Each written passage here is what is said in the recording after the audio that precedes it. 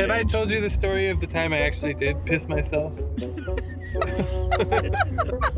And I was, okay, so in my defense, I was 21, and I went to the bar, and I was so drunk, so I went into the bathroom, and I took a piss. And I realized that I had not unzipped my pants.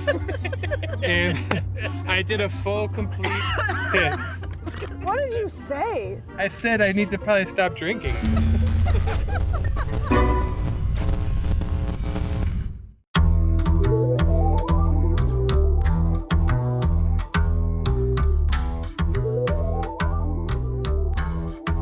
I'm Josh Kulp. And I'm Christine Cikowski. I'm the co-chef of Honey Butter Fried Chicken and Sunday Dinner Club. And I am also the co-chef and co-owner of Honey Butter Fried Chicken and Sunday Dinner Club. So when we first opened Honey Butter, we actually purposely had a very small menu. The original draft of the menu was nothing but, I think, fried chicken and mac and cheese. And it's expanded into sandwiches and wings and stuff and a few more side dishes, but it's still a very focused, everything surrounds fried chicken. And butter. Yeah, and butter. I'm gonna make fried chicken with honey butter on it, our signature dish. We really like eating pieces of chicken without the bone in it. We also do have our drumsticks, which obviously have the bone, but frying off a whole breast or whole thigh and just being able to eat it is awesome. We have our brined pieces of breast, and then we just dunk it into buttermilk. We do this, about 3,000 times a day. Seasoned flour for us is wheat flour, a little bit of rice flour. It gives it a little extra crunch. Lots of black pepper, lots of garlic powder, a little cayenne. When our chicken comes out of the fryer, we sprinkle some smoked paprika on it. It has a little smokiness, a little sweetness. And when you combine it with honey butter, it's like basically God's gift. So that's the money shot right there. So Josh and I were part of a program at Kendall College called the Accelerated Program. We already had a degree and weren't seeking like a bachelor's, just getting the culinary arts part of it. We weren't like really super good friends, but we realized that we actually really liked cooking together. Simultaneously, we had read an article in the New York Times about underground restaurants. I remember forwarding it to you and being like, we should do this. So we started doing them on Sundays and called it Sunday Dinner Club. The beauty of Sunday Dinner Club is that it's one seating a night, it's one menu, and we therefore get to focus on the dishes we're serving. And we've been doing Sunday Dinner Club for 11 years, and we arrived at what is now served at Honey Butter Fried Chicken probably 7 years ago.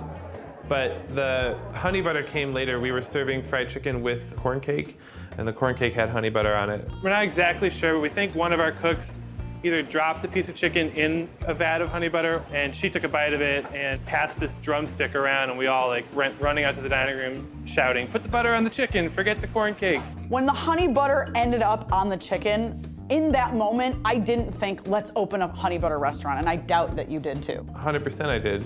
In that one moment? Yeah. Lies. Okay.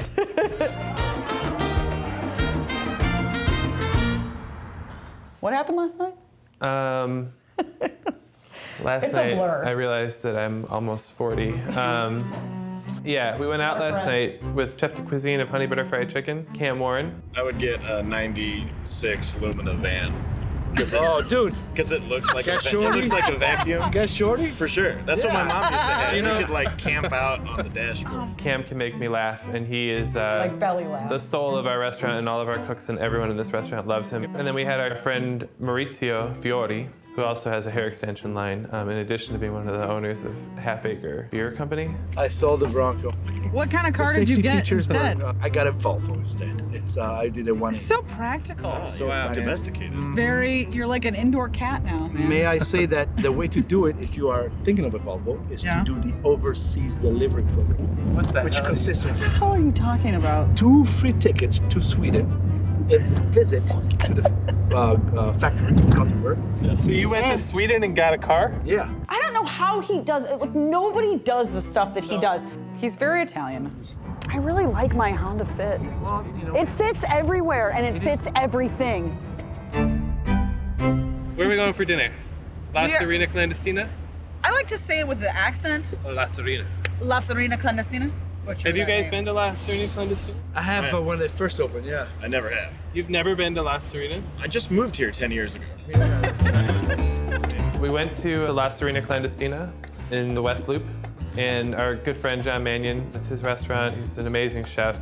His restaurant is like super cool and like sexy, Very sexy, and yeah. it's I mean, I think the thing that always impresses us is so crazy consistently good. What are we gonna eat, guys? We're just gonna have to order the whole menu. Oh, don't do that. Yeah, we might have to though. We'll see. So we had the braised goat empanadas, and then we had broccoli and cheddar empanadas. That was my favorite. Could eat a million of those. So. You know why I like these empanadas? They're not greasy. That's because they're baked. We had ceviche.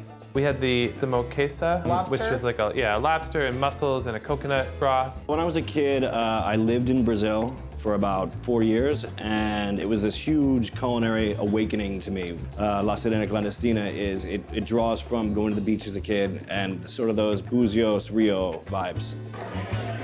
You got the best part right there. Yeah, it's so good. We also had the milanesas, the pork cutlet with the fried egg on top, and the kale salad. This kale salad is so good. You know what? It's like a kale Caesar salad type of thing. I actually am so glad that I ate a kale salad last night. I could just go there and get kale salad and a plate of fries. That would be my ideal meal. Oh, really? I want some Barolo. Let's get some good fucking wine. Oh, yeah. You gotta order the fried fish. You gotta order the fried. That's the key, but it's like a large, beautiful fried fish, and it is the most moist, delicious thing. We start with some really nice yellowtail snappers here. Take a knife and slice into the flesh. That just allows the heat to penetrate, and it also gives me an avenue to add some extra flavor. And we'll just drop it directly in the fryer.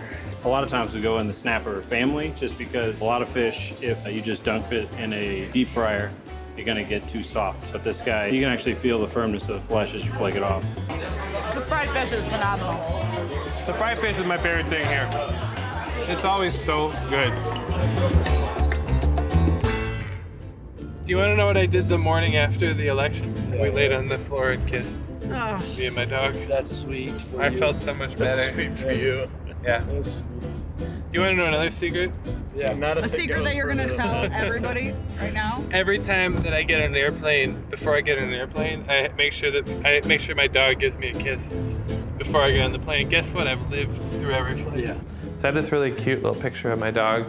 This is her at age almost 15. She's the sweetest thing ever. You know what? I know how to do dog CPR. No, You do? we're not. Yeah, I took a But class. you would. Did you practice? Not like on my actual dog. Like a dog stuffed animal? Like a pillow, like something like that. Yeah. We are going to be going now to Billy Sunday. Oh yeah, we're gonna go get a cocktail. We're going to go have some cocktails. Also the home of like the best digestives in Chicago. So Billy Sunday's really close to our restaurant. When we opened Honey Butter, there were so many nights where we just would end up at Billy Sunday, and not to get wasted. Like, you just go and it's soothing, everyone's really nice, and the customer service is great. And I feel like the drinks are somehow very simple and straightforward, but also luxurious and exciting. Which drinks come with round, pretty ice cubes? I got the souped up, super fancy old fashioned. Your ice cube is bigger than my ice cube. You see his ice cube is bigger than mine. I had a gin. In the bottle, So right? it was in a bottled cocktail, which they are also known for. Cam had a Fernet and strawberry soda, which was like strawberry crush with Fernet, which was great. We ordered some sort of cocktail that came with the bottle on the table. And the bottle was an old Italian liqueur. It was, I think, 20 years old. This is a rhubarb liqueur. Oh my God. That's why you Made love with it. rhubarb? And then Lee at the bar helped us out and poured a little bit of that liqueur into a glass. And Maurizio was saying, It's just, some fresh pressed mint, a little bit of ice, and that's it. and honestly, I think it was an amazing digestif because it set us up nicely for some tacos. Yeah, we're like, we can eat again. Thank you so much. Appreciate it. Thank you. So we jumped in the van, headed to El Asadero in the Lincoln Square neighborhood of Chicago. Let's get a taco. We can call him up. Well, we'll get there. They'll be ready. Siri, call Asadero. Tell him we're coming right now. So quiero comer tortas ¿Quieres una torta? Dos tacos de bistec Ya. con cilantro de cebolla. Con cilantro de cebolla, no Cuidado tomate. on the cebolla, un poquito culo va mi tar, No. tú sabes? Me gusta cebolla. I mean, it'll give you a little bit of the butt puke. It'll give you a little bit of the. The butt puke. Cam said the worst term I've ever Was heard that in my Cam life. that came up with it? The term was butt puke. Oh yeah? Well, and it sounds better in Spanish. Yeah. Culo vomitar. Kind of grateful that I have no recollection of talking about it, but I'm scarred. I'm scarred from that discussion. Stuff is real. Ah, Cam. so we are going yeah. to El Asadero, which is my favorite taqueria in Chicago. I think it's all of our I think it's all of our favorite favorites, yeah. taqueria in Chicago. So my dad moved to Chicago like when I was like 18 and started coming to this place and bringing me here. You know, I gotta tell you a secret. I think my dad is actually sitting in that restaurant. Hi. Hi. I'm leaning over you. So my father was lurking there at El Asadero and my stepmother. My dad loves El Asadero. My dad is there all the time. He's never had the torta or the burrito. He only gets the steak taco with cilantro on it. When you fall in love, man, I Yeah. think that's it. I've loved Mexican food since I was a kid and moved into this neighborhood 20 years ago. And my plan was to eat at every one. And what happened was I got to this one and stopped because this is so good. You should mention that you still do, whenever you go anyplace else, have the same thing you get here. Yes, partly as a test. I always get the steak taco And with he's cilantro always and onion. disappointed. It's a no frills kind of place, but what they do there is everything just really well. It's a steak taco with great tortillas, but they grill every skirt steak to order. So it's got this great char on it. Juicy. Yeah, chopped delicious. fresh right in front of you. Well, there's nothing to hide behind on this steak Yeah. taco. Oh, fucking shit. I love this taco. I'm not even hungry and I want to eat this so bad. Well done. There is not a single bite of food better than this right now. Dad, they're good tonight. Bye, guys. Bye. Bye. I didn't eat a vegetable until I was probably 16 years old. No way. Yeah, I mean, I went to college and became a vegetarian. You So- were a vegetarian during culinary school? In college, I was. No, I went first. I had You were a vegetarian because you liked a girl who was a vegetarian. Well, yeah, that's true. Who wasn't, though? You know what I mean? I was also a Muslim and a Jew and a Christian. You were a Muslim All at kinds the of same girls. time? There were lots of girls, let me tell you. Yeah. It's a very diverse campus. Very diverse. I was briefly Swedish, actually. So we went and did this culinary journey with our friends and then decided that we want to share the love with some of our other friends and come back to our restaurant and cook.